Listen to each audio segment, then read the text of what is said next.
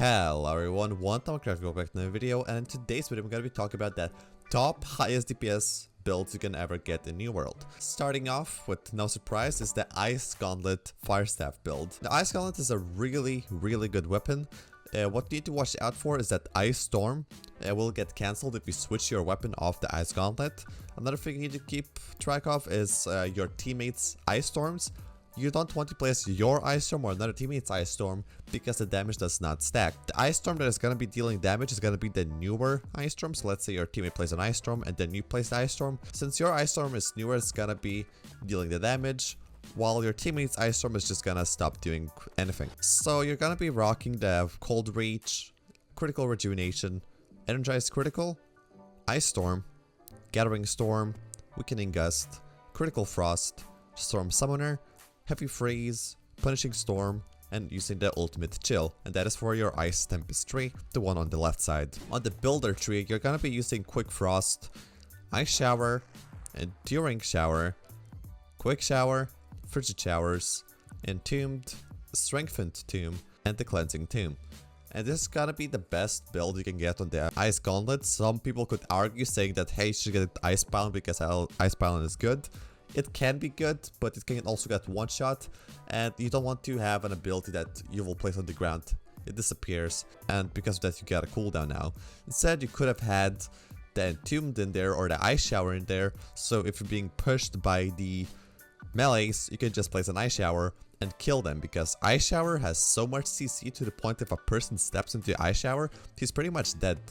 He's gone. And then with the Ice Gauntlet, of course, you're going to be using the Fire Staff, as I said before. And the Fire Staff is actually where you have more options. And I'm going to be showing two variants of them. So the first variant is the one that I have on the screen right now. And this is what you would be using for things like Outpost Rush or Open World PvP. This is going to be the best for that because you have Burnout for the mobility, you have Incinerate if people come close to you, and you have Fireball for the AoE damage. And this is going to be the best build if you're in the Outpost Rush or Open World PvP. So you're going to be using Spell Focus, Fiery Restoration, Clear Mind, Singe, Fireball, Spell Slinger, Scorched Earth, Prophet of a Fire God, Flare, Catch, and then using the Runes of Helios, which is going to be giving you an insane amount of fire damage. Now keep in mind, if you see a Runes of Helios from your teammate, go to your teammate, because you can actually share this buff with your other fire mages. If another fire mage uses this passive, and you see that they place it on the ground, go step on that rune, and you're gonna be getting the full bonus of their rune. So technically, if you have a lot of fire mages, you can all use and rotate between the Runes of Helios. So that is for the Fire Mage tree. On the Pyromancer tree, you have Pyromania, Incinerate, Scorched, Burnout, Cauterize Wounds, All In, Flame Out, and Heat It Up. That is the best Pyromancer tree for this specific playstyle, aka the Outpost Rush and Open World. We're gonna be having a lot of, it's where you're gonna be getting a lot of close range combat because people will be pushing you all the time. It's not like in Wars where a lot of people are on the point and you're trying to AoE them down. And now, if you're gonna be safe 100% of the time and you're not gonna be getting into any close skirmishes, you should actually just max out the Fire Mage tree. You have your Pillar of Fire, you have your Meteor Shower, and you have your Fireball. So this is gonna be the maxed AoE range damage you can get. And if you're in your backline and there's no threat to you, this is gonna be doing the most damage possible. Now, do I recommend using this build, and would I use this build personally? Not really, no. I would still prefer to have Incinerate and Burnout in case people get close to me. Even in Wars, I would be using Incinerate. Not sure about Burnout, but Incinerate for sure. Because I know that people might try to flank me, then I use Incinerate instead of being there's like a sitting duck. And in that case, I would switch out to the Meteor Shower for Incinerate and getting a few perks off the tree as well. So there's a lot of variety you can get with the Fire Staff, and I would honestly just tell you to try out the builds and see what you like the most. Respecking is super cheap right now, it's like 50 A's off. You can get that. You get 250 A's off for just playing one Outpost Rush game. So play around with your build and see what you prefer.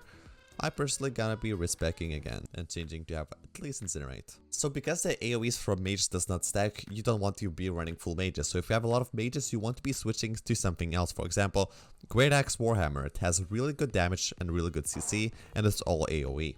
So for the Great Axe, what you have is you have for the Reaper tree, you have Reap, Greed, Charge, the Collector, Death's Embrace, Frenzied Momentum, Keen Edge, Hunger, Critical Condition, and Fatal Attraction. And then the biggest part of it is being the Bloodlust. And that is it for your Reaper tree. And then for the Mauler tree, what you have is the Heavy Pull, Enduring Strike, Gravity, Gravity Well, Crowded Well, Center of Attention, Crowded Protection, and Unyielding. Now this is what I would be rocking, and it's what I think is the best, but you honestly can switch it up. The ability that you want to keep for sure is Gravity Well. Biggest perk, that is the most important one, is the Bloodlust perk. And then from that point on, I would recommend you to have Charge. You can switch between either Reap, Execute, Whirlwind, or Maelstrom. On the point, Whirlwind will actually do a lot of damage because it has this perk at the bottom, which is called Surrounded. If you have 3 or more foes around you, deal 30% more damage. It's gonna be a really good damage buff to you for this ability. But yeah, that's gonna be it for the Great Axe. So for the Warhammer, you have the Juggernaut tree, and I would be using the Hammer Time, Exhaustive Attacks, Wrecking Ball, Quick Recovery, Safety Measures, Power Through Pain, and Breeding Room. And that is it for the Juggernaut tree. Now what is the most important?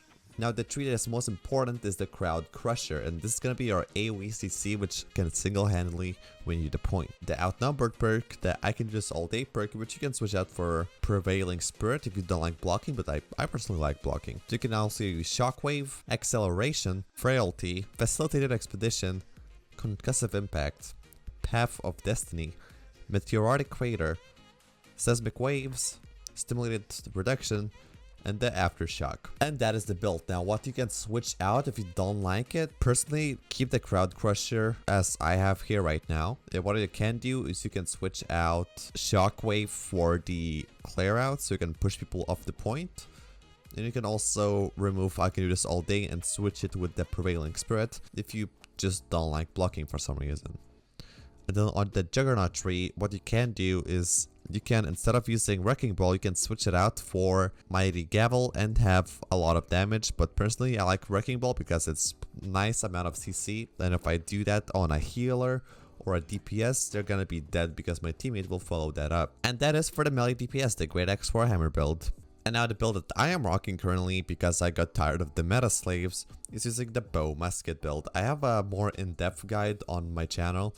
I'm gonna post it in the description below with all the jumps you should be using and the attributes. But with the bow, what you should be using is these abilities right here. The Skirmisher tree, using the Evasive Tactics, Catch Me If You Can, Closing In, Rain of Arrows, Poison Shot, Dodge and Weave, Barbed Arrows, Infected Arrows, Direct Hit, Mark, Battle Precision, and the Hooked Arrows. And then on your Hunter tree, what you're going to be using is the Long Range, Penetrating Shot, Finishing Shot, Blood-Soaked Arrow, Deep Strike, Suppressed Attack, and the Bullseye. What you can do with this weapon is you can remove points from some of the abilities like the Rain of Arrows. The Hooked Arrows are nice, but you can remove them. And then you can also remove the Direct Hit from the Poison Arrows. And then giving those points to something like Aim True or Opening Strike. The point of my bow is to do AoE damage, and then my main damage source is gonna be the Musket. And with the Musket, this is what I'm rocking. I'm rocking mostly Sharpshooter. So on the Sharpshooter I have Critical Reload, Cold Shot, Powder Burn, Greater Accuracy, Empowering Headshot, Ballistic Advantage, Shooter Stance, Chronic Trauma, Cold Shot Resupply, Shoot More, Hit Your Mark, Hide and Precision, Marksman, and Sniper. And that's gonna be it for my Sharpshooter tree. Now for the Trapper tree, what I'm using is the Assault on the Wounds, Weakened Defense, Sticky Bomb, and Tactical Reload. The reason I don't point many points to Sticky Bomb is because the upgrades are garbage and I have no reason to upgrade them. Sticky Bomb will do a nice amount of damage if you just drop it on the point. It will hit a bunch of people, and it's just nice AoE damage on top of the bow AoE damage. Now with this build, I can out DPS the Great Axe Warhammer builds, but with the Ice Gauntlet Firestaff builds, I'm having a bit of a struggle keeping up with their damage. But what I can provide, instead of doing flat damage to the tanks, I can like 2 or 3 shot the healers they have. I can snipe from afar, headshot the healers, and they will be dead. So that's what I provide to the team. I can cancel out their healing. If you guys enjoyed and or this video helped you, make sure to like and subscribe to not miss out on more guys like these, and I'll see you guys next time. Peace.